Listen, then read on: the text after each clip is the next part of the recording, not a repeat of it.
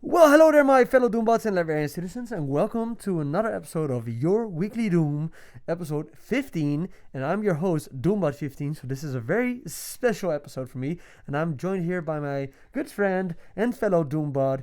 You may introduce yourself, Doombot Beta. My name is DoomBeta16, and I have had a upgrade module shoved right up my metal rectum. Okay, starting off strong. Yes.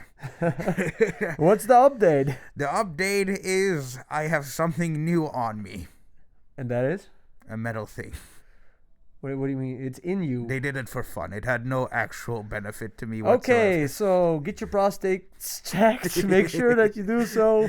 Of course, we have a bunch of stories to talk because at Your Weekly Doom podcast, we of course talk about the newest in Doom-related pop culture and all of this stuff. Let me just make this a little bit better. Okay, great.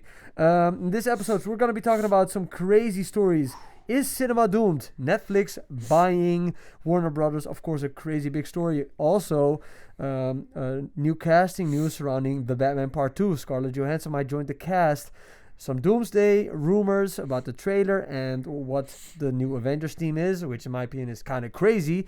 And last but not least, there's some kind of beef between Paul Dano and Quentin Tarantino. So there's a bunch of crazy stuff to talk about in this episode of Your Weekly Doom. Are you excited for it? I am most definitely excited for it, good sir. Well, then you can kick us off with your part of the show. Very important. Like, comment, and doomscribe, or be doomed. Could not agree with you more. Let's get into this episode. And we start off with super relevant Doom news. Of course, the biggest story coming out today, or whenever you're watching it, is that today Netflix announced our acquisition of Warner Brothers. Together will define the next century of storytelling, creating an extraordinary, entertaining offering for audiences everywhere.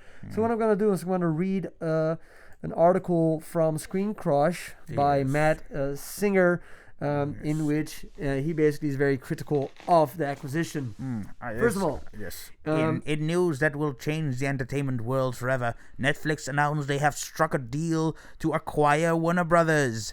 Shock, including per the press release, its film and television studios, HBO Max and HBO. Per the release, under the terms of the agreement, each Warner Brothers shareholder will receive $23 in cash. And wait, this doesn't really matter. This is stuff that's okay. Yeah. The big thing is that Netflix claims that the deal brings together two pioneering entertainment businesses, combining Netflix innovation, global reach, and best-in-class streaming service with Warner Brothers' century-long legacy of world-class storytelling.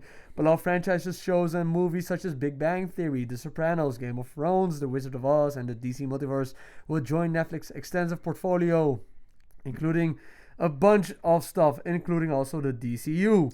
Netflix claims in the press release that it expects to maintain Warner Brothers independently current operations and build on its strengths, including theatrical releases of film. But Netflix's core business is streaming video, and they have long resisted expanding their business into movie theaters.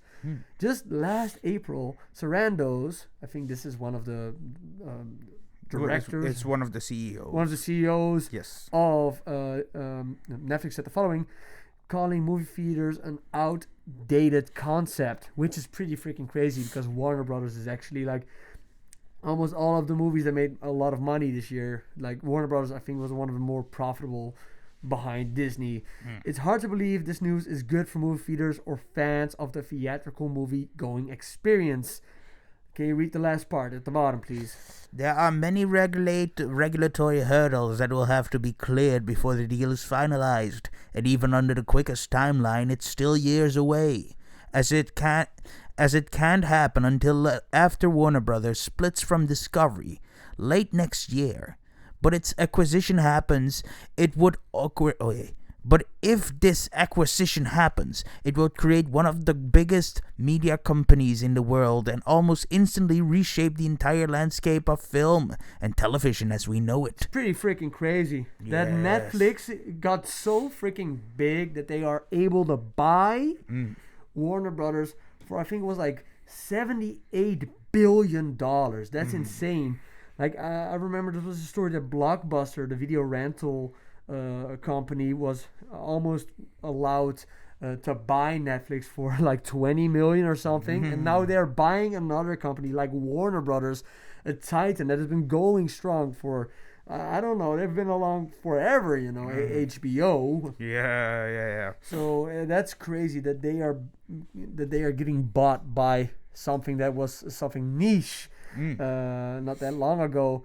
But of course, people are very scared that this will lead to a monopoly.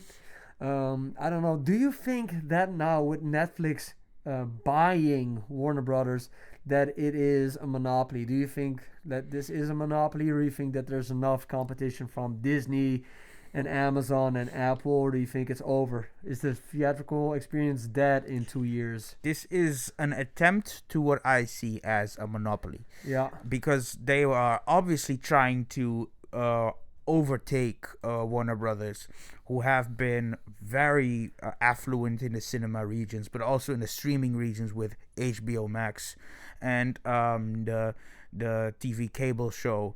HBO, not cable show. I mean, like the you know what the fuck I mean.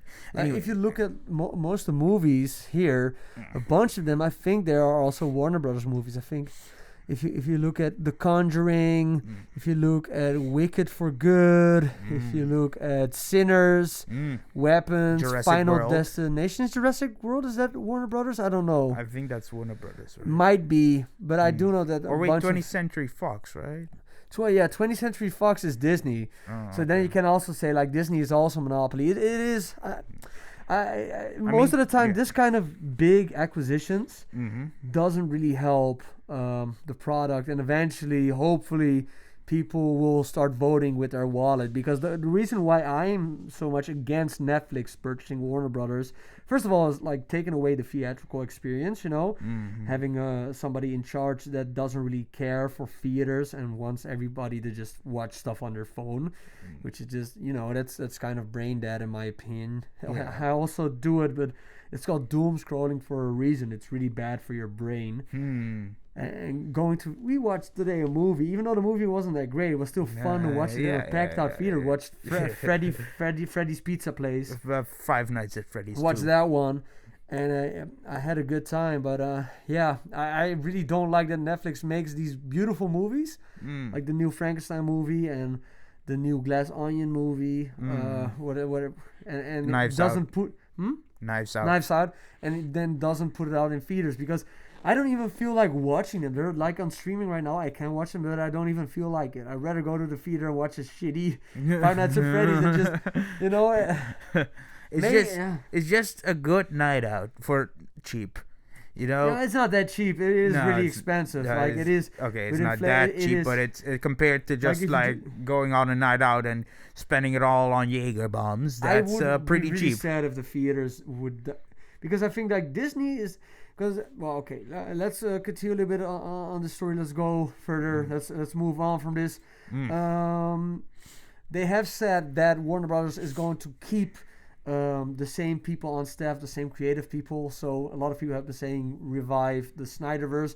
I don't think that is going to happen. It looks like James Gunn will still be in charge. I hope he's still in charge. I've been enjoying the James Gunn universe and Peacemaker and all that stuff. He made the universe of whatever kind of movies he was making he made them vastly better. But to be honest, nobody freaking knows, man. Nobody We have no idea. It's a big fight now. I think now the fight is between Disney and between Netflix. Disney is like the vet that's like, I've been here before, and then Netflix is like the hopeful youth that's like, I can make a splash too. But I think that maybe eventually like Disney and Netflix, they will also become one bigger company. You know, that's just what happens. You know that scene in Star Wars? Yeah, unlike the big fish eats the bigger fish, and the bigger fish eats that fish. Yeah. You know, that's dog so eat basically dog a little bit world. like that. Fish eat fish world. Yeah. Well, yeah, I definitely Disney has been here before, and Disney never got owned by anyone. No. So I find it strong to believe that Netflix will be able to acquire Disney because Disney's already No, but so I big. mean, not acquire, but they would. In the end, it's all gonna merge. It's all gonna be one company or whatever. It's always it's inevitable. That's just how merger, capitalism works, yeah. I guess. But let's.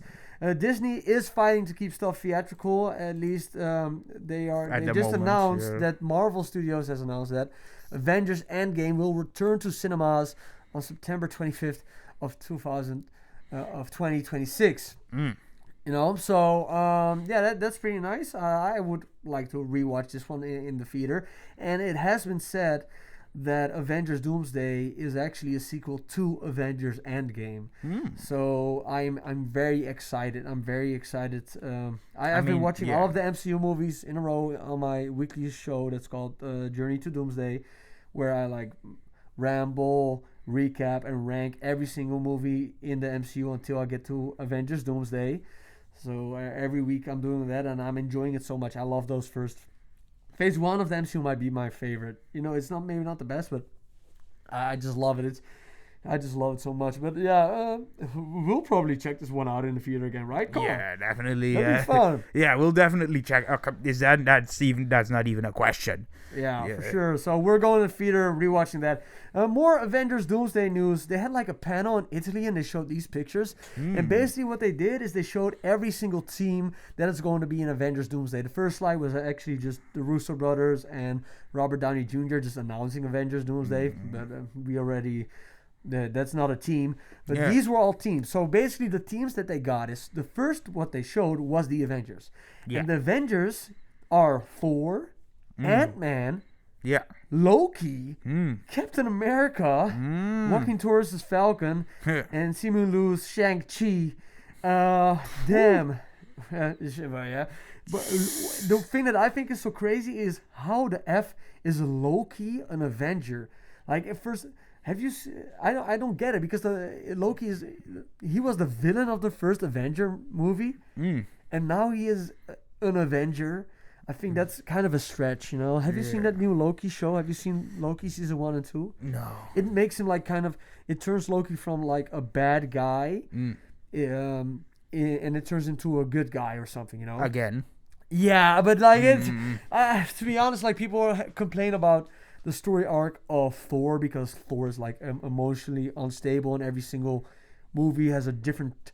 Like one time he's fat, the other one he is very capable, and then he's depressed. But to be honest, Thor just has bipolar, you know. Yeah, he's very bipolar. He's very bipolar, and I can relate, you know. Yeah. Loki, on the other hand, is literally freaking Hitler in Avengers 1, you know. He's murdering civilians left and right. Accurate to the mythology for both Thor and Loki. Horrible, you know. Yeah. And he stabs Coulson through the chest, and what happens at the end of Endgame is he takes the Tesseract and then he goes into a portal or whatever, you know? Yeah. Then he survives. Well, in the Loki show, then he gets teleported to this place. It's called the TVA, you know, that place from Deadpool Yeah. Wolverine. And then they're like, hey, Loki, we're going to make you a secret agent or something. And then he becomes a secret agent. And out of nowhere, he becomes a good guy because a lady knees him in the balls 3 times. It's like, what the... what? He was a mass murderer. He literally stabbed Agent Coulson, one of my favorite characters of Phase 1 of the MCU. Fuck Loki. Fuck you for killing Son of Cool. That's how you should call him. Son of Cool. That's Son of Cool. Says, well, listen to me, son of Cool. I trust in thou. But yeah, I think that the storyline of Loki is pretty insane because after he does all the TVA stuff, like he becomes friends with Kang the Conqueror in a different timeline, and then he takes over the place of Kang the Conqueror as the person at the end of time. The ending of the Loki show is him sitting on a chair and basically holding all of the time universes together or whatever, and becoming the Lord of Time. So I just don't get that Loki is a part of this team. Maybe this is just random pictures, and this is not saying that they are the Avengers, but it's highly implying it. Should we go to the next one? Or you want to say something about this? I'm sorry, I'm rambling. Yeah? Yeah, it's all right. Well, no. Shang-Chi. I'm happy to see Shang-Chi. Yeah, I'm happy to say Shang-Chi. I honestly think it was a pretty good movie. Shang-Chi. Shang-Chi, yes. Yeah. But yeah, I think the entire MCU is pretty good. You know, I think the MCU is good. Overall, they're all good. What did you think of Wakanda Forever? Did you watch that one? Oh, yeah, I did. I fucking love that one. I didn't love it. It was very depressing, but it made me feel something. You know. Yeah. It was very sentimental. Wakanda Forever. I thought that Namor was really good in that film. I thought that Tenoch Huerta was really good. Tenochtitlan. Tenochtitlan. What are you saying? It's a city, right? Tenoch Huerta. That's his name. Oh, his name. You read it there. Tenoch Huerta. Tenoch Huerta. Tenoch Huerta as Namor, great Winston Duke. He's now the king of Wakanda, right? At the ending of the thing, Shuri gives away the throne to M'Baku because she's like, I want to be Black Panther or something, you know. Sure, I thought it. I really liked. I've only watched it once. I want to rewatch it again. I'm going to rewatch it for Journey to Doomsday. But yeah, I'm really happy to see these characters again. And of course, Namor, my Eskimo buddy. Meaning Reed Richards. Yeah. Of course, the new Avengers * Thunderbolts. We get everybody. We get the Thunderbolts, which is basically 5 Goobers and the Sentry. Because the Sentry is so overpowered. I just cannot wait for him to just turn into the Void, zap Dr. Doom, and then he has a nightmare about Dr. Doolittle. Oh no, that movie was so bad. I have to go back to the MCU. And I don't know. I haven't watched that, Doctor. It would be pretty funny if he zaps. Who? Do you think the Void's gonna be in this thing? You think the Void will make an appearance in Avengers Doomsday? Will it be a part of it? I'm so excited for Avengers Doomsday. 1 year away. We're 1 year away. Yeah. 1 year? 1 year, man. Oh, that's over the Jeff. December 20 something. December. I don't know when, but somewhere in December. Like it's a year. Soon. And also this month, like maybe next week or the week after that, we will be getting a trailer for Avengers Doomsday.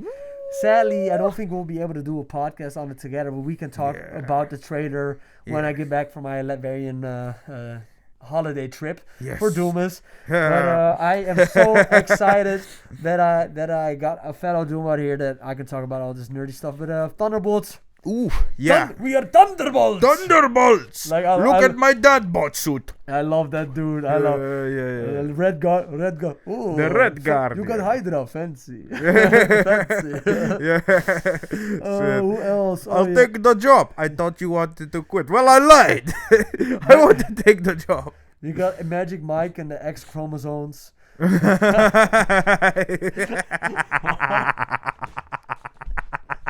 Magic Mike and the X chromosomes. Oh shit. The X chromosome.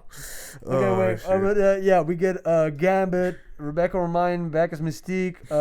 We already know all this. We don't know. Well, here's a picture of chairs, and here's a picture of a bag. This is all the stuff that we got before.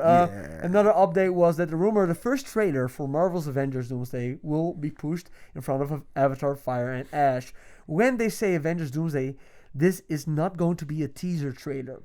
You are not going to get a glimpse of Doom. You are going to see Doom. This is Marvel planting the flag. This is them saying, this is what we are doing. Get ready for it. Source from Film Threat. Film Threat. There has been literally rumors that there are going to be 3 different trailers. You know, there have been rumors that there are going to be 3 different trailers that will all be releasing 3 weeks apart from each other while Fire and Ash is playing, so that people have reasons to go back to the cinema and rewatch the movie Fire and Ash. I would not do that.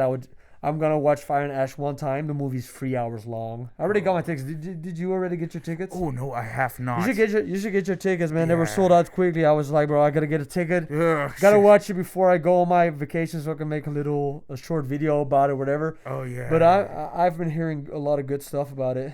Yeah, Avatar, Fire and Ash. Let's go. Fire and Ash. Zootopia 2. Have you seen this one?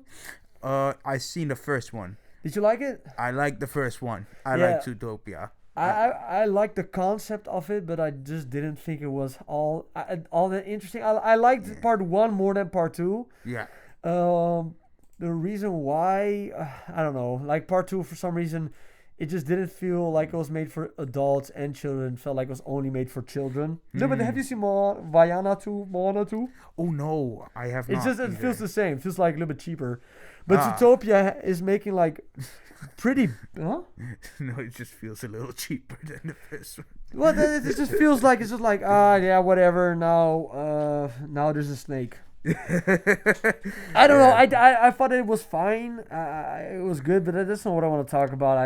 I wasn't not really inspired to make a review of it because I was like, I don't have anything to say about it really. Zootopia 2 made 600 million bucks worldwide pretty fast, and it's almost gonna take over Demon Slayer and be in the top 5 of 2025. What do you think?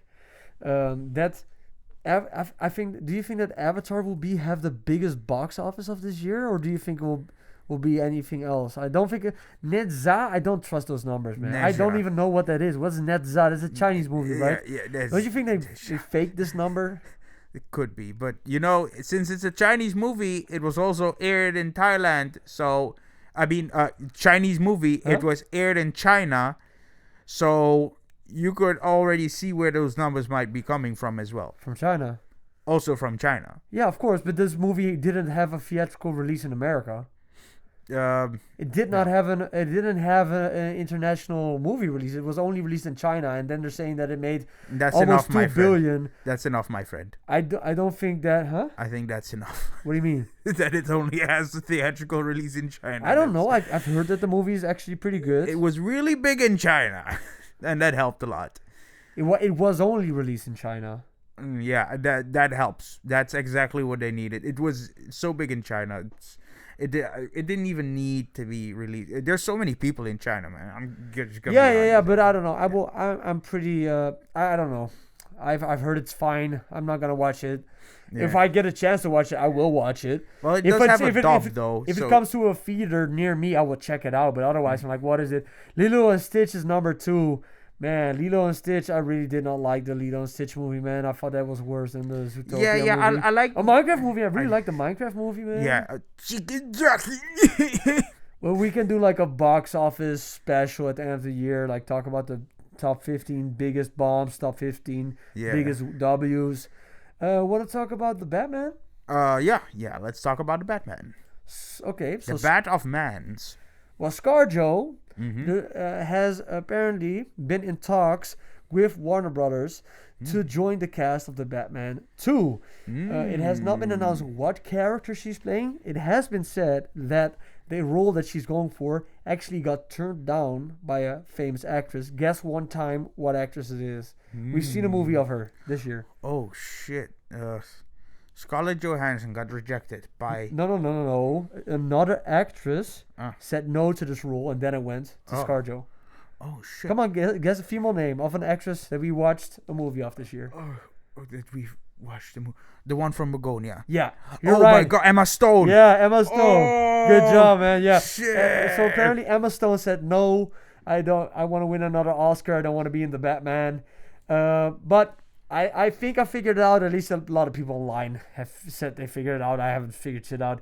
Are saying that she's gonna be playing this character from Batman: Mask of the Phantasm, which is a romantic love interest for Bruce Wayne, who turns out to be a vigilante who's murdering mob bosses that did something bad to her dad. The Wayne of Bruce's. Huh? The Wayne of Bruce's. The Wayne of Bruce.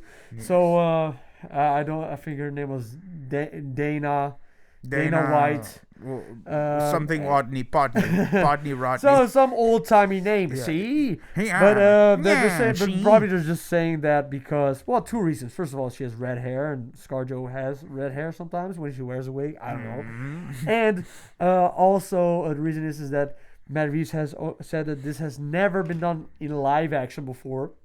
And this is a character that's exclusive to an animated movie. So, and also the writer of the Batman of this movie has praised before Batman Mask of the Phantasm is one of his favorite stories. So all of these clues, they would lead to ScarJo returning or coming to the Batman, saying goodbye to Marvel, and also playing this role. Well, have you seen Batman Mask of the Phantasm? No, I have not. I got the DVD. We should check it out, man. Oh, yeah, definitely we should. So we should check that out before maybe we can talk about it on the podcast. Yeah. I've just watched clips of it, but I've liked what I've seen so far. Oh shit! Oh yeah. You want to talk about some beef? Ooh, let's talk about some beef. I'm hungry. Ooh. Okay. There Will Be Blood. Paul Thomas Anderson. Daniel Day-Lewis, the old-style craftsmanship's quality to the film. It had an Hollywood craftsmanship without trying to be like that. This is Quentin Tarantino talking about There Will Be Blood. It was the only film he's ever done, and I brought it up to him, that doesn't have a set piece. The fire is the closest to a set piece. This was about dealing with the narrative, dealing with the story, and he did it fucking amazingly. There Will Be Blood would stand a good chance at being number 1 or 2 if it didn't have a big, giant flaw in it. And that flaw is Paul Dano. Obviously, it's supposed to be a two-hander, but it's also drastically obvious that it's not a two-hander. Dano is weak sauce, man. He's the weak sister. Austin Butler would have been wonderful in that role. He's just such a weak, uninteresting guy. The weakest actor in SAG. What is wrong with Tarantino? And laughs. What is wrong with Tarantino for out of nowhere from Paul Dano? Paul Dano under the bus like that? Makes no sense. I have no clue why Tarantino did that. Out of nowhere started throwing shade at our boy Riddler. It just makes no freaking sense, and it's just so unprofessional. It is so odd. Wait, what do you think of that? When I just read that to you, what do you? I think that's very Tarantino to say. I wouldn't expect anything from, but like I still don't understand why he doesn't like Paul Dano. He's a good actor. Yeah, I mean he's a good actor. I like his acting, especially in The Batman. But the thing is, like there must be some history between those two. Like they worked with each other on set. They've never done a movie together. No, There Will Be Blood is not directed by. No, it's directed by Paul Thomas Anderson. This was him, Quentin Tarantino, talking about a movie that he liked, but he, for some reason, out of nowhere, didn't like Paul Dano in it. Why? He's a great actor, man. Prisoners. This might be the Hollywood version of Kendrick Lamar versus Drake. He also said later in an interview, I also don't like Owen Wilson and I don't like Matthew Lillard. Out of nowhere, it's just so random. Oh, by the way, I don't like these guys. I just don't like these guys. They suck. Why? Yeah, he must have a reason, probably. I don't know. I think he's just an old, grumpy guy, man. I think he's just old and grumpy. Shit. That's so fucking random. Well, Matt Reeves came out to defend his, one of his leading actors, saying that the Batman director says Paul Dano is a great guy and he's a good actor. And I agree with Matt Reeves, and I am really sad that Tarantino, one of my favorite directors, came out just out of nowhere to shit on Paul Dano for no reason, because I think that Paul Dano is just a good dude. I think it was just a good dude. He has a family, and as far as I know, he's a pretty solid, weird dude. At least until it turns out that he was on that weird Epstein list. Then if he gets canceled, then we don't like him. We don't like him. No, but I think he's a good gone. dude. I think that Dano is a good dude. So I think this is out of nowhere and it's just really random. I think Tarantino reminds me of that Simpsons meme where you got the old grandpa screaming at the cloud. Old man screams at cloud. That's Tarantino right now. Yeah. Really random. Yeah, it was. It's just so random to read that. Weak sauce. You don't know where the fuck that's coming from, though. No, what a weird thing to say. Time for trailers. Will it be doomed to fail or doom-tastic? Well, the first trailer that we watched the trailer for the Bone Temple. And this had a bunch of bones. It had the Jimmy Saviles. And it had... Wait, is that guy having a face hugger? It looks like... I don't know. Oh, I think he was wearing like a hoodie with like something in front of his nose. Oh, It does remind me a little bit of a face hugger, but I think that this takes place before Alien or whatever. Coincidence? I think not. I think not. Also, this guy, he was also the bad guy in Sinners. He was the vampire. Oh, him! That's him. He plays those cryptic, creepy guys really well. Yeah, with a weird accent. Yeah, with a weird accent. But yeah, I am very excited. I loved part 1. It came out this year, and in January we're getting part 2. And yeah, I'm very excited to watch this. You didn't watch the first one. You didn't even know there was one. I didn't watch any of them. Because first you got 28 days, Yeah. then 28 weeks, then 28 months, Yeah. and then you got 28 years. And part 1 of that. Part dropped 1 came last out this year, and part 2 is coming out in January. And yeah, it looked dope. I thought it was pretty crazy, and I think they're gonna...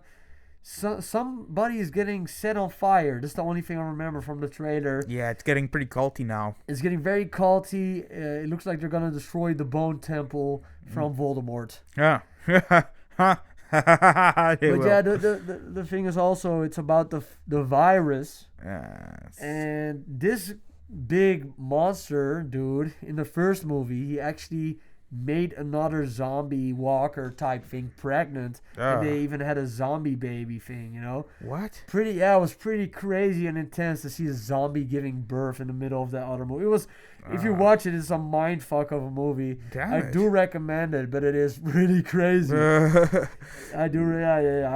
I would tell you to go check out that one. Yeah, I would check it out if I were you.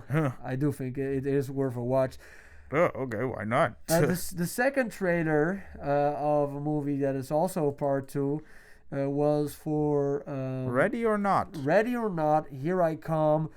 What did you think of this trailer? What was it about, if you could explain it? Well, it was about basically a girl having a boyfriend who brings her along to a dinner party with his family.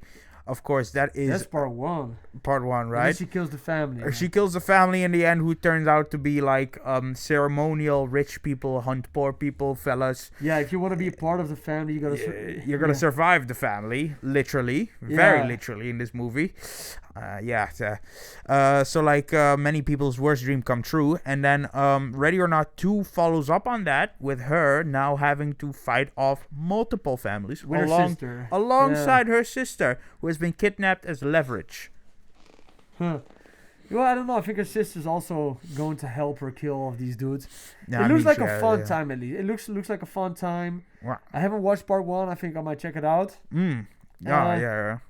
I think it's pretty funny to have like Squid Game-esque games. Yeah. It's a fun concept, like hide and seek, but people are trying to murder you. You know, it's funny. Yeah, exactly. You know, it's hilarious. Yeah. Yeah. The murder aspect. Yeah. Murder. Peekaboo, you're stabbed. Well, see you next week. Oh, wait, no. But yeah, this one looks interesting, and I might check this one out when it comes out in theaters. Doomview.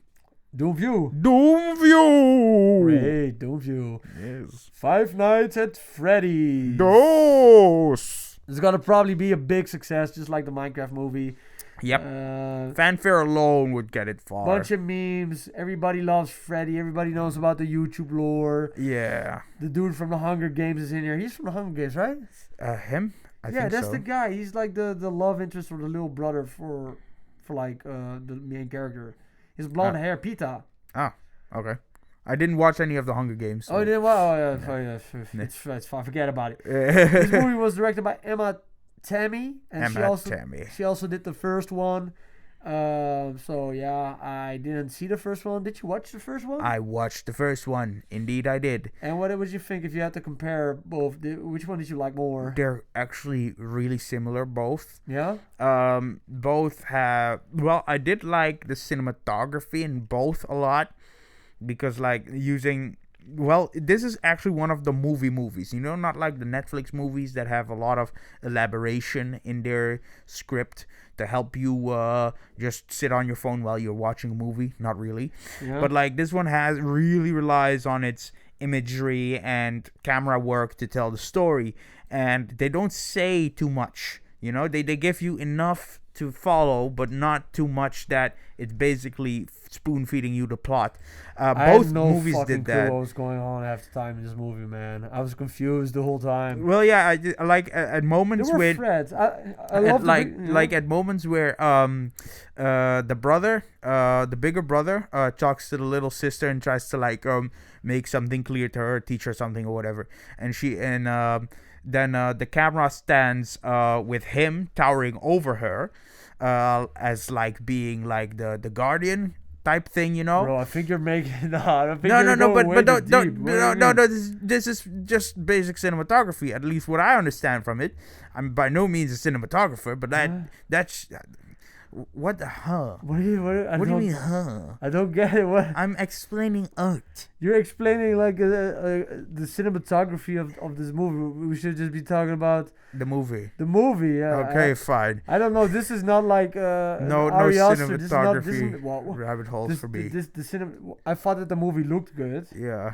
At least the movie looked good. Its camera work was good. No, honestly. I think the only time the camera work was the only time was good was in the beginning of the movie. I thought that the beginning of the movie was very promising. I mean, the plot, like, going a little fucking haywire with, like, the robots going out but that's spoilers. But killing all the parents. But like now you're jumping. We're gonna have to go no spoilers and then the spoilers. Oh, shit. So yeah, so no spoilers. Yeah.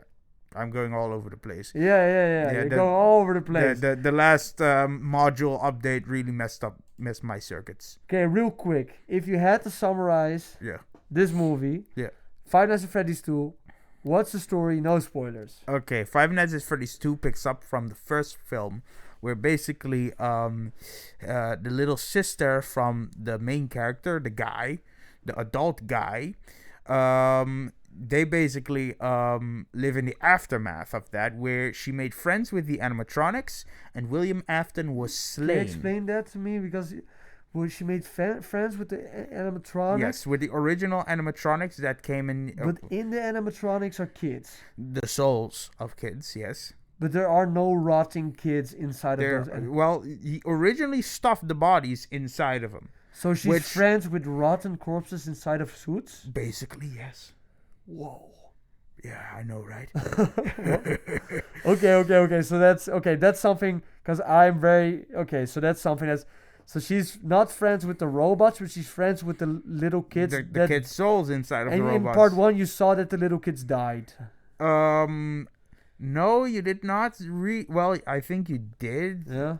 Gave you hints on it, but it did not really flat out show their murders. Like, like you knew, like it was made. She just sees them. She just sees like the kids. No. She communicates with the kids, but she understands that she just intuits that the souls are in the animatronics, and she's right.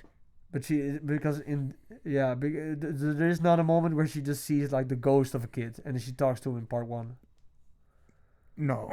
Oh, okay, but she is friends with them and she knows that they're kids. Yeah.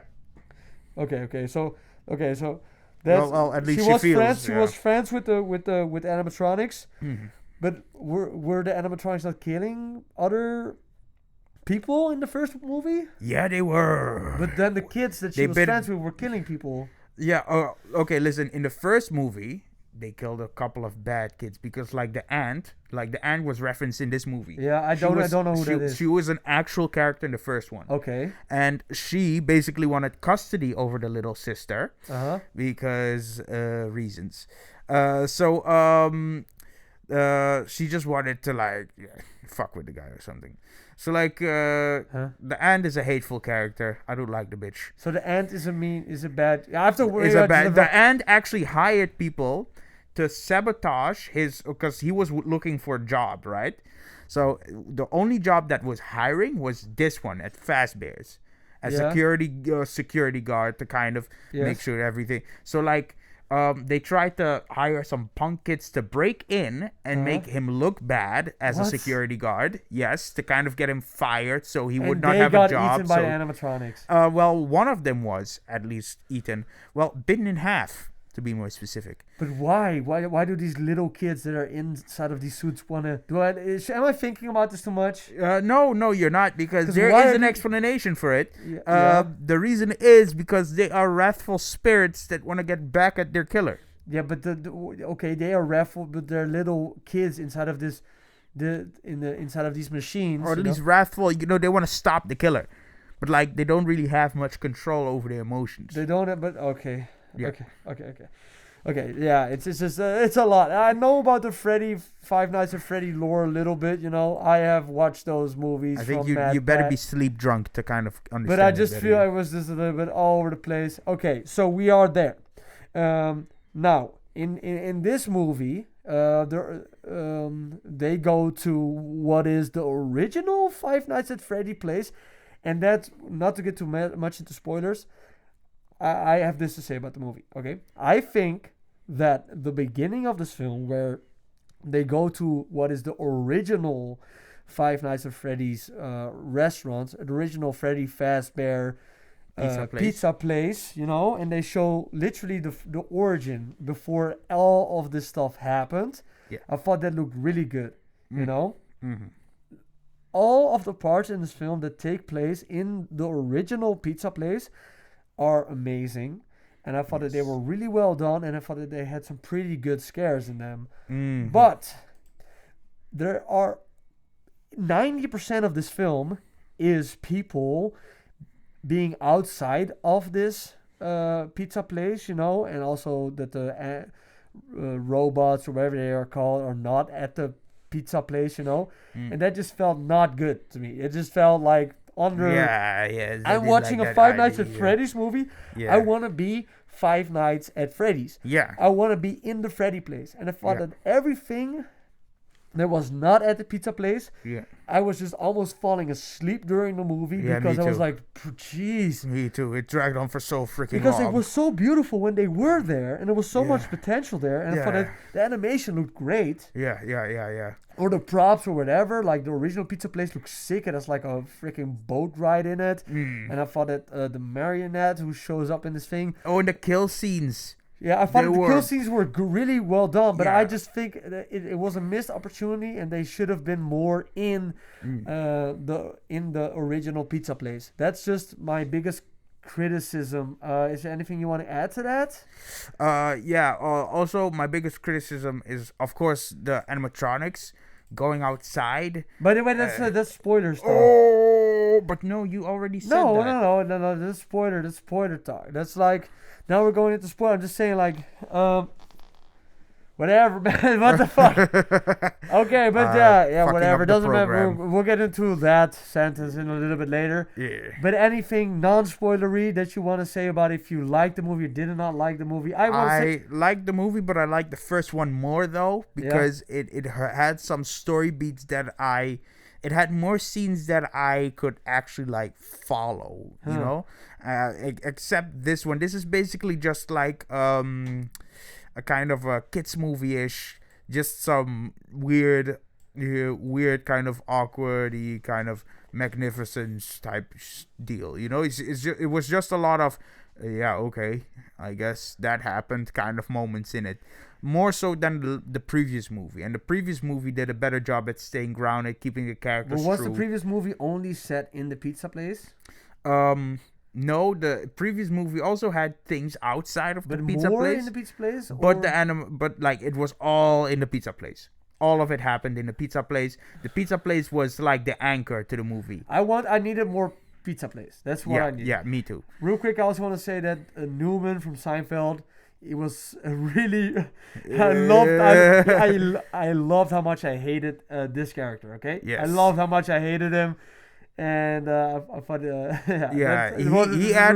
he did. Although I loved his performance, he did add a lot to like the kids movie-ish absurdity. Yeah. He felt like one of those 90s bad guys who's mean for no reason. Yeah. Yeah. I am old and I have saggy man buns. You shall be punished for it. Yeah, just a old, really mean teacher. That's who Newman is playing in this film, and he does a great job. You really hate him in this film. Yeah. Let's go to spoilers, even though. Spoiler Netflix alert! Bye! Oh yeah, we didn't even talk about. My favorite part of this film has to be Matthew Lillard as Springtrap. Him in the dream sequences of who's his daughter? Vanessa. Him in the dream sequences of Vanessa.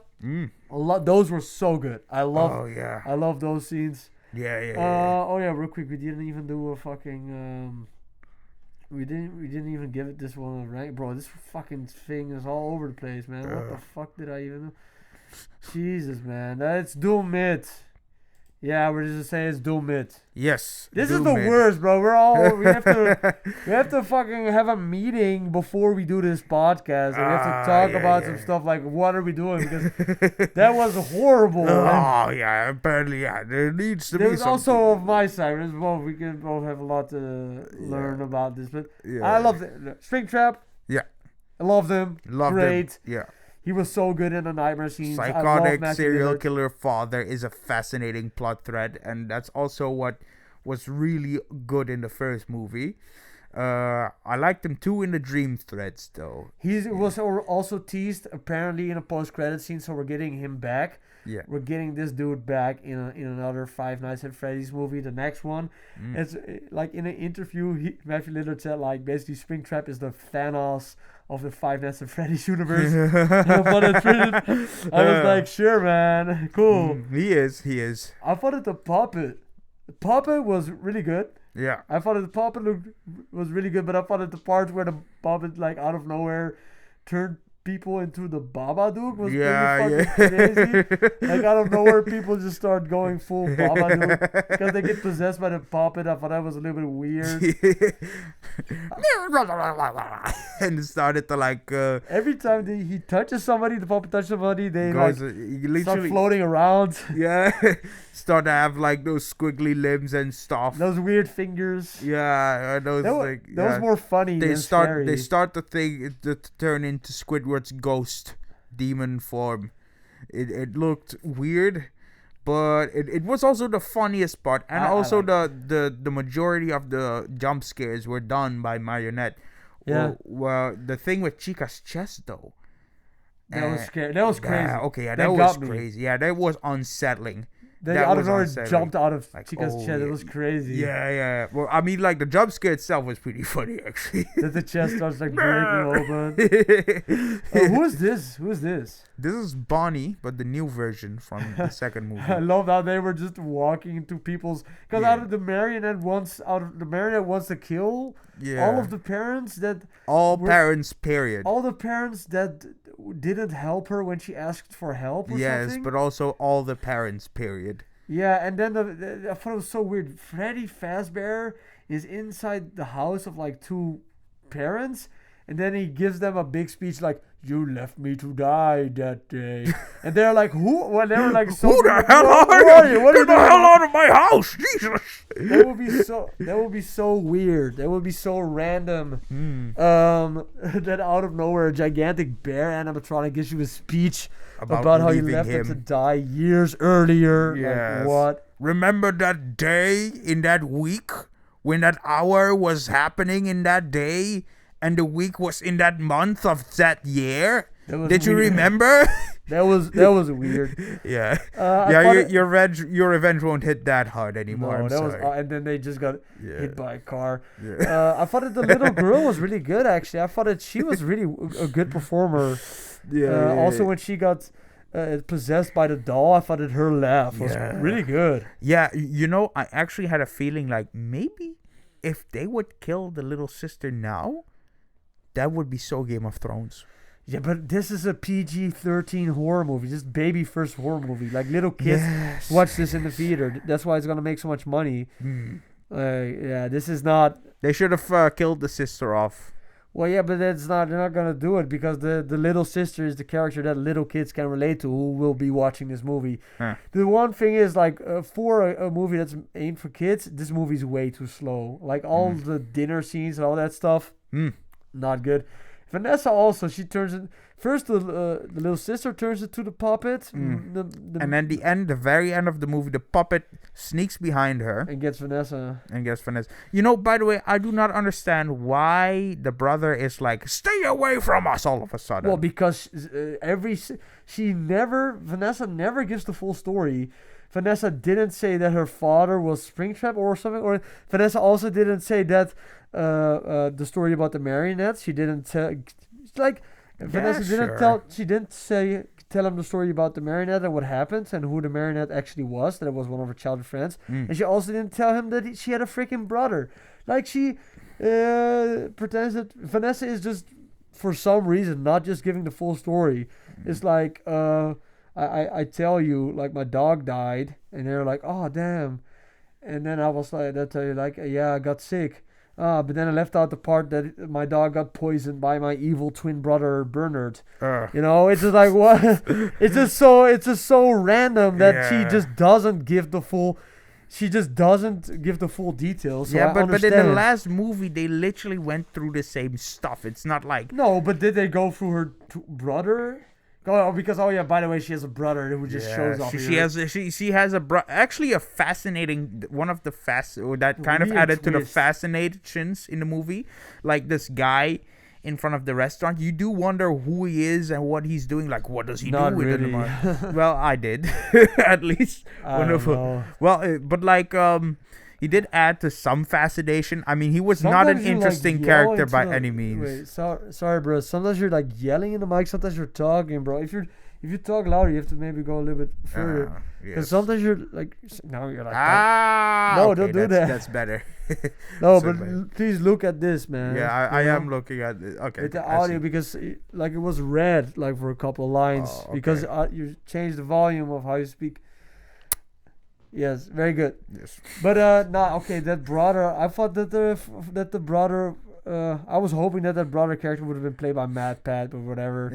Yeah, he did play as a cameo. Also, that fucking scene where the brother like gives the whole speech, like, I'm your brother and I'm gonna kill the whole town and I'm gonna by tomorrow, by the morning. Okay, for one, let's go into the logic of killing the entire town.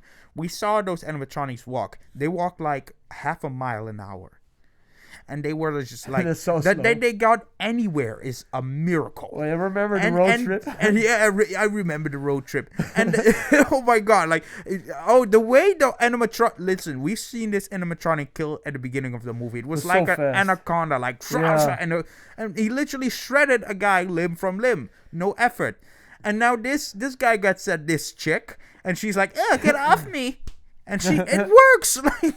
She just slaps him off. No, man, it was a little bit weird. Oh, and I'm gonna keep driving the same way you have. Like this would have killed her. This would have killed her. This should have killed her hard. He should have actually. By the second he got his hands on her, he should have just like lifted her up and just pressed her into a tuna can. What did you think of the part with the man? Oh wait, sorry. You want to rant about the brother?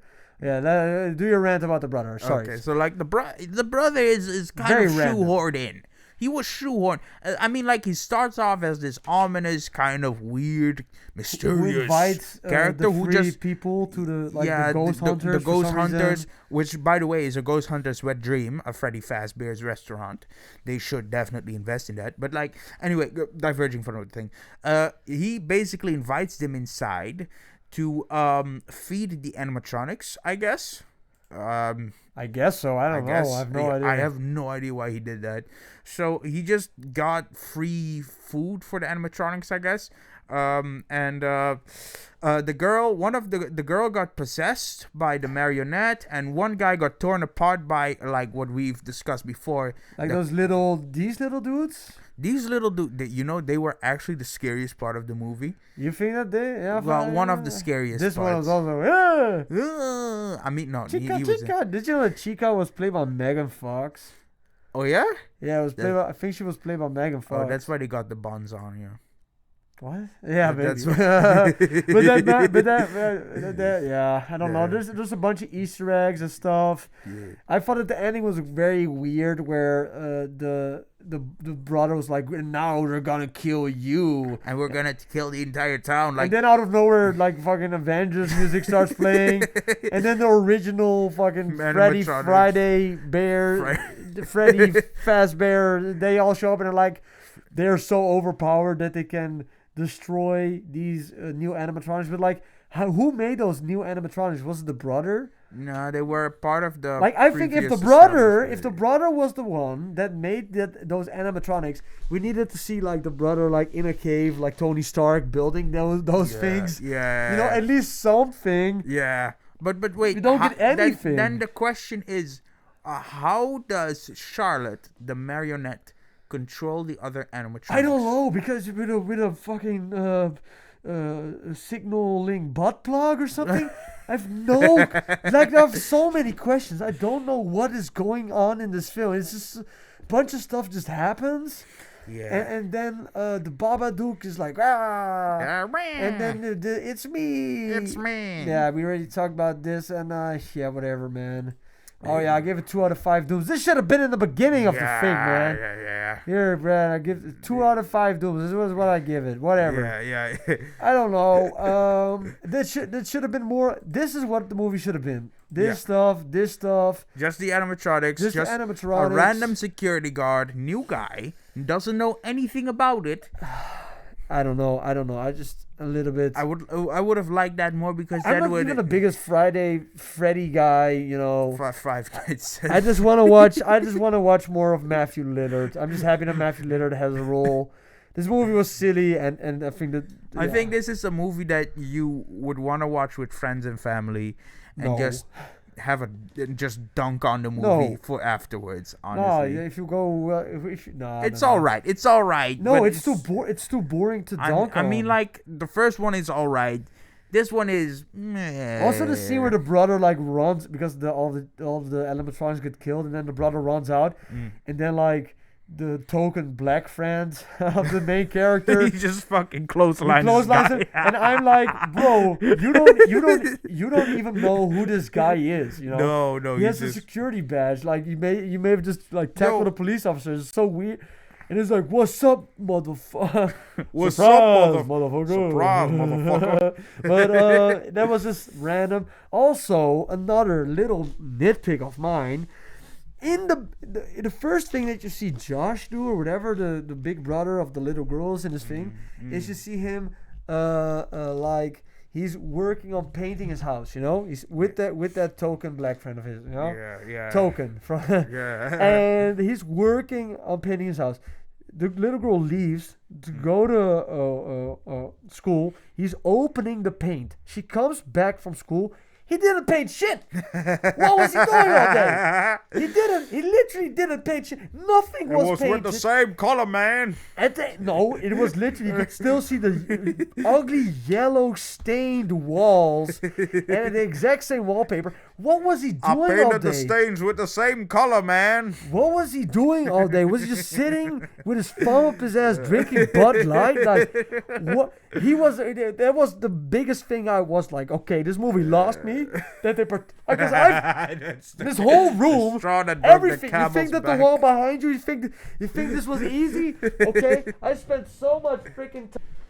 Okay. So I edited that out. I had a little bit of a freak out there. Yeah. Crash out. Like the younglings would say, a crash out. But yeah, no. He didn't paint anything. It was very annoying. Okay. Let's go. You want to say anything else about Five Nights at Freddy's before we go to the next subject? Five Nights at Funko Pops. That's all. What's up to Clanker? Yes, I have been watching this show called From. Yeah. It's basically centering around a lot of people that have been lost in this groundhog-like valley place, like this town that kind of loops around. Even though you try to leave it, you'll still end up in the town, and at night monsters come out to just slash you to pieces. But the thing is, monsters the monsters look just like friendly folks. And it is also folks from all different times and periods, like the 1950s. So the monsters, but they hide themselves as normal people. Yes, very friendly, normal people at night. And they need certain artifacts to kind of keep them from going inside of their houses. The only reason this many people are alive and can form a community. So it's a really fascinating show, and it. What happens when you die? Do you like do you wake up? As far as we know, you die. Oh, okay. Yeah, you die a horrible death by monsters that look like normal people but are actually bloodthirsty killers. Like vampires. You could call them that. They don't drink nothing. They don't eat them. They just leave your body cavity hollow. Okay. Yeah. But this is a good show. You've been watching it on HBO, right? Yeah, HBO Max. So I recommend the first and second season. They're good. I really like it. How many seasons are there? In total, I think they're busy with making the third one. But at the moment, there are 2 available on HBO Max. Interesting, cool. Yes, it is. Well, what have you been up to, Clanker? Well, I've been watching all of the MCU movies. Next week, I'm going to be talking about Captain America: The First Avenger. I'm going to be watching that, I think, tomorrow. So yeah, I've just been up to that, and of course, what we've both been up to is Smiling Friends. Smiling Friends. Damn it. Real quick, before we get into Smiling Friends, let us know down below in the comments what you think of Smiling Friends Season 3. I think, to be honest, for me, it was my favorite season. I think that Season 3 was actually the strongest season of all the seasons of Stranger Things. What do you think? Do you agree? Disagree? Stranger Things, yeah. No, yeah, I agree. Smiling Friends. Did I say Stranger Things? That's it. Stranger Things. Oh, shit. Okay, let's do it again. So, Smiling... Okay, Smiling Friends. Yes. You talk, shut up. Alright, so yes. So Smiling Friends Season 3 is it the best? It is the best. I liked it the most. I liked it the most as well. It had the most the best world building, it had the best character development, it had the best plot. It has a lot more budget. Episodic plot. It has a bigger budget, and they have also been sharpening their skills. Season 2 was pretty good in my opinion as well. Season 1 had a killer start with the first episode, if you ask me. Really weird, really out there ideas. Many different independent creators from YouTube are also collaborating on this, and it's just a great cavalcade of creativity. It's a victory for creativity, if you ask me. Well, season 3, of course, the Silly Samuel episode with the stupid ugly clock freak that nobody likes. And also, my favorite part of this movie was not Silly Samuel, was actually that housing inspector. I just need to see if the wall is proper material. And then he gets with the pencil. I love the part where the dude takes out the little nail and the entire house starts rolling away. And Silly Samuel's screaming at everybody, "We're all gonna die!" And they keep laughing. But they are all also really ugly looking. Well, and then at the end he's like, "Well, you passed. Oh, so we adhere to the regulations? Hell no, that was the most unsafe house yet." But you made me laugh. But I had a good time. And you made me laugh. Yeah. And then he just disappeared into dust like Thanos got the Infinity Stones. Episode 2 was the one. It was crazy. He just went full Thanos. Yeah. Episode 2, one of the highest rated episodes. It was Le Voyage Incroyable de Monsieur Le Voyage Incroyable de Monsieur Granouille. A walking, talking frog will change your life and rewire your brain. My favorite part here was seeing Creed from The Office portraying the father of Mr. Frog. You were never there. This was like an Oscar-worthy scene, man. This was like an Oscar-worthy scene. It was crazy, man. Yeah, this shit got real really quick when that happened. Mr. Frog is overpowered. After he kicked him so hard, he just elephant manned him. Yeah, and he just said, "Oh, I think you spoiled me." Does he destroy the moon in this episode? Yes, I think he broke it in half or He something. becomes like the UFC champion by standing there. Yeah, you're just standing there and people just go running at him and exploding into meat and sinew. Yeah, those guys. And then he becomes enlightened by eating the bug. Yes. Hello. I'm Mr. Frog. I'm Mr. Frog. Hello. Hello. Hello. I eat a frog. Hi. My brain not working good. maybe it's the 5 grams I've been smoking these last 24 hours. Oh. Okay. Mole Man. Pim and Charlie encounter an obsessed fan. Alan and Gleb team up for a quest. What was the quest from Pim and? What was the quest from Alan and Gleb? What did Alan and Gleb do? Gleb, I think, spoke. Well, no, actually, they they were house sitting on the kids. No. Yeah, they were housing on the kids. Yeah. Yeah, and that story culminates in. And the kids look literally like squares and triangles. And she said, "No, I'm just left here alone with my 3 beautiful triplets." And then they just stand like Geometry Dash. But like the story of the mole man is like literally, he's a mole who had a hole underneath the Smiling Friends. They built. He had a hole already. He had a home underground. They built their building on top. And he at first was really annoyed and irritated and frustrated by their rambling, but started to love it. And now he wants them in his house. Well, yeah, because he got so obsessed with them. Like literally, you see him tunneling everywhere they go. Charlie and Pim. Mm-hmm. Everywhere they go, he's tunneling and he's like going on all of their adventures. Like he's always there. Like Rumpelstiltskin in that, or like the egg in that Puss in Boots episode, who was everywhere. Yeah. Like the bad guy was there all along, Yeah. And yeah, basically like he's telling them.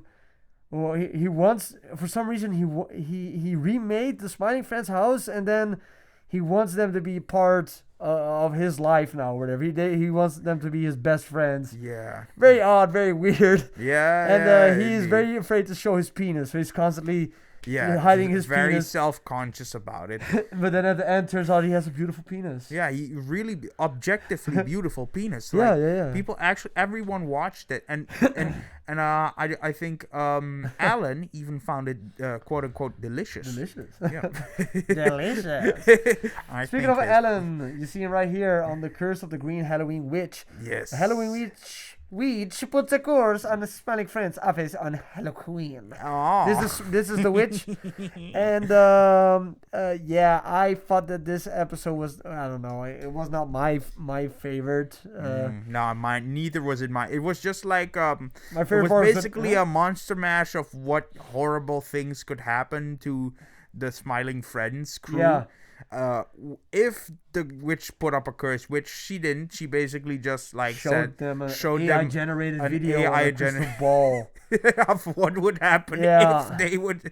And then, by the way, this most episodes have a post-credit scene. Yeah. You know that, right? Yeah. Yeah, like this one was like her, like they like and like boyfriend. Yeah. The boss was like, she bothering you too? Like the boss always has these personas. Seriously, I think he has a like multiple personality disorder. Yeah. So like he comes up and like there's one bothering you too, and then say we suck at podcasting because we are missing all that's my gout. Literally. Yeah. The thing is like you see all this horrible stuff happening, right? Because she says she puts a curse on them. But then you find out that everything you've been seeing was in this crystal ball. Yeah. Because like what might happen if she would curse because them. Pim at the end, Pim kills everybody. In this thing that Pim cannot take it anymore. And that reconciles with Charlie for some reason. Ellen is a spider, right? And they all turn in. Like I think Charlie melts. I think. Charlie turns into like some blob. What happens to the boss? The boss, he gets possessed by his own mother. Oh yeah, that was you left me in the old hole. And then the witch is like, yeah, this is what's going to happen if you don't give me $1. And then he just punches. the boss just like UFC guillotine chokes her Yeah. into submission. Say uncle. Say uncle. And she says uncle. Yeah, she lost that one. And then Pim and Charlie reconcile. That's nice. Yeah, and then when the witch goes home, her boyfriend's like, "Oh, such a bad day. For such a bad day, can I get some head?" Wait, no, it was traumatic for you. No. Oh, it's no. Maybe. Then you got Pim and Charlie kill Mother Nature. Yeah, Mother Nature is Or polluted. save Mother Nature, but eventually they kill it. So yeah, like there was like Man Bat, which was basically a guy that had like The most random part of this butterfly, episode you start yeah. talking about. yeah. And the dude just shows up for 5 seconds and gets eaten. yeah, like Mother Nature just eats his ass. Like No, but the reason why is that Pim and Charlie, they're like, they blamed him, even though they polluted. Who's killing me? And then it's like, oh, was this man bad guy or the That bad? was just around here, you know. We don't know what happened. And then then she kills him. And every time they clean nature, like Mother Nature becomes bigger and bigger, and so it's like destroying everything. More tyrannical. Yeah. Yeah. So they have to Make do with her. No, they have to like make it dump a bunch of garbage to kill Mother Nature, basically. Yeah, and they polluted her so badly that Mother Nature just died. Dies, yeah. Yeah. And Alan has a sex scene together with the boss. Oh no, it wasn't a sex. Licking crumbs off his chest. Yeah, and that's all it was. Luckily, thank God. I don't know. But like it was a lot of sexual tension between Alan and the boss. Yeah, there was a lot of it. Then you get Squim Returns, where you get this dude, who was the original Smiling Friend, who for some reason was not allowed to return back. I don't know why. Why? I don't know. But the reason was because he was probably always positive to the point where it was just maniacal. Yeah, he could. Oh yeah, somebody was talking about their dead wife. He's like, "Oh, you gotta be happy. You gotta be happy. You gotta be positive. It's like my wife just died. Yippee! Let's be happy. Yay! Like this dude was crazy. And Pim's, you gotta. What does he say? What did Pim say to Squim? Hey, that wasn't really cool what you did there with the ice cream man. You should have been honestly, I don't think you should always be positive, you know. It's okay to be at least a little bit less positive. And then he's like, I'm Squim, I'm always positive. Hey, yippee! And then I'm glad he died. Yeah, no, he did not. He didn't, but he did. He didn't die. He got shot. He did get lobotomized to the soul. He's dead. I'm happy to never see Squim return. The character is dead to a certain degree. He's dead to me. We won't hear him say, "Yeah, be positive," and like Squim around all the time, you know. Oh, and also there's a side plot where Charlie pretends he's sick, but he's actually playing a video game. Yeah. And he orders takeout, and he has a really bad parasite up his butt. There was a parasite up his butt. And then he really got sick. Yeah. But that's after the boss called him to get his ass over here. That scene where the boss tells me, "You get over here right now or you're fired." I love that. That scene was so good. How are you doing, Charlie? Oh yeah, no, I'm so sick right now. I'm honestly just trying to get better. And he, why? Oh yeah, I just see you play Grand Strategy 6 on Steam. Get your butt over here, you're fired. It was so good. It was so good. Yeah, it was so good. The final 2 episodes, these were also great. The Schlamoogles and the Glap app. My personal favorite episode, the Schlamoogles. The Schlamoogles was your favorite? Schmaloogles, yeah, my favorite. The Schmaloogles. Yeah. You love the Schmaloogles. Yeah. The Schmaloogles training montage. Yeah. I love the rotoscoping they did on it. That was great. To just make them buff, then retreat back to this perky little puffy ass guys. We're gonna fuck that wizard up. And they almost did, but they just ended up eating pizza together because the wizard wanted to kill them because they were balding. He was balding, and he wanted their blood to stop balding. But and then that's not Charlie how that came back works. like, oh, whoa, you could just use acetone or these two things. Yeah. I use it all the time, but I would be completely bald, but I think yours is savable. And he Oh, was it's not like, bald, oh, well, man. okay, I guess we can eat pizza now. So And wear a they- wig. Wear wigs. And but you know, Do you like, wear wigs? I wear wigs. You just wear a wig.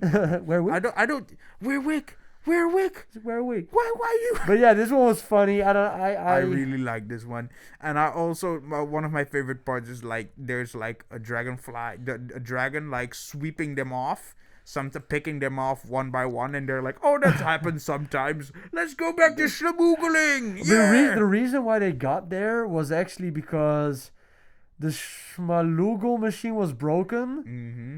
but then the schmaloogle machine immediately got fixed, but Charlie had to stay there because Pym got like kidnapped by a gigantic by that thing and take it to the wizards. That's what happened. Charlie right? thought this was more a Pym quest. Yeah, but So he was like, "Oh, you know what? I can just order takeout Yeah, and you yeah. handle it from here." Okay then, Charlie. I see you later, Charlie. And then it escalates to the wizard kidnapping Charlie. well, does he? Yeah, Yeah, because and he thinks he's a schmaloogle. he could probably use him as a schmaloogle. No, but he didn't fit in the machine. No, he did not fit in the machine. As a matter of fact, that is a good thing. But like after the fact, they went to the pizza place, and then this weird random ass freaking the most stupid thing the Schmaloogle boss could ask was like, oh, by the way, I saw you take pictures yeah. under Lady Schmaloogle's dress, and I'm really not cool with it. What? Yeah, I just saw you. He just do confronts that. Charlie about nothing. He just confronts him about a big assumption he made about, and Charlie said like, I don't even have my phone with me. Look. Then he was like, oh, sorry, I misinterpreted that. So I guess we're cool. And then Charlie's like, well, now the vibe is ruined. Oh, shit! Yeah. Oh, that was funny. It was funny. I think that Smiley Friends is really well done. Okay, let's talk about the last episode, The Glep app. the Glip app. Not the best episode of the season in my No. personal opinion. No. I mean, like the bubonic plague is a pretty nice one. You didn't like to see the entire origin of Glip? I like to see the entire origin of Glep, but it went by so fast, brother. Like, not even I could follow that shit. No, it was like Glip is like an undying entity. He has been around for like 342 AD, which is 100 years, which is actually somewhat 100 years before the Roman Empire fell. What? Yeah. That is insane. And the Roman Empire fell because he did a dance in front of the Oh, latest yeah. emperor, and the emperor committed suicide because of it.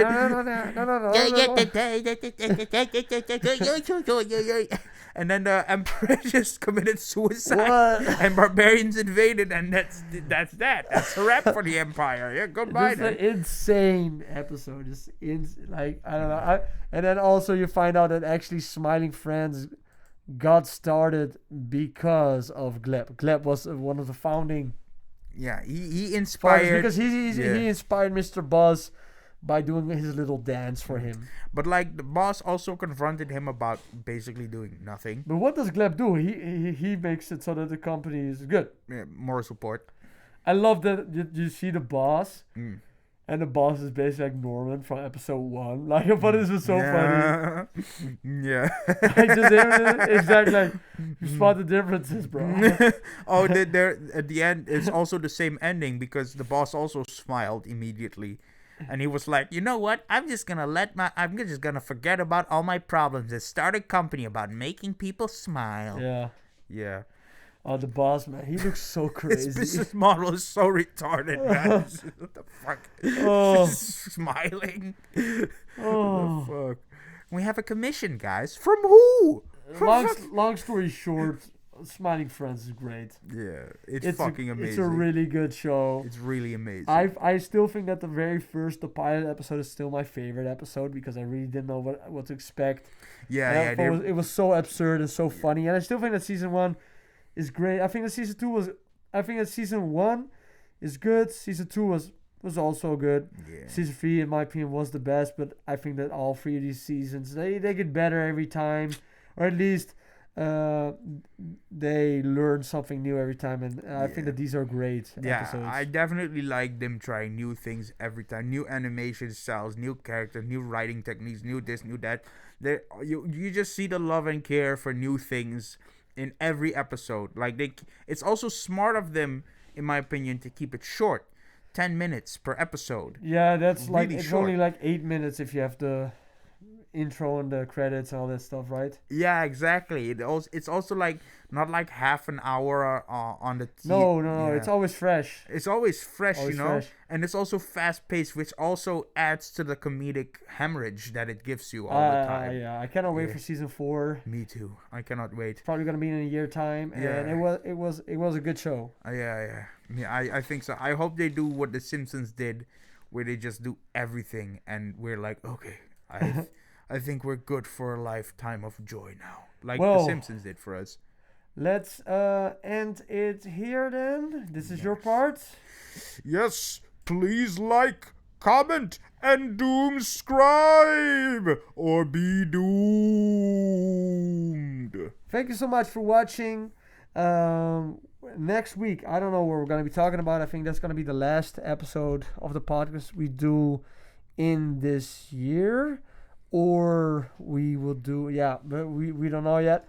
At least we're going to do another podcast next week. We'll see what that's about. I don't know yet. Maybe it's going to be like a holiday special or whatever. We'll see. Yeah, we'll see. And, yeah.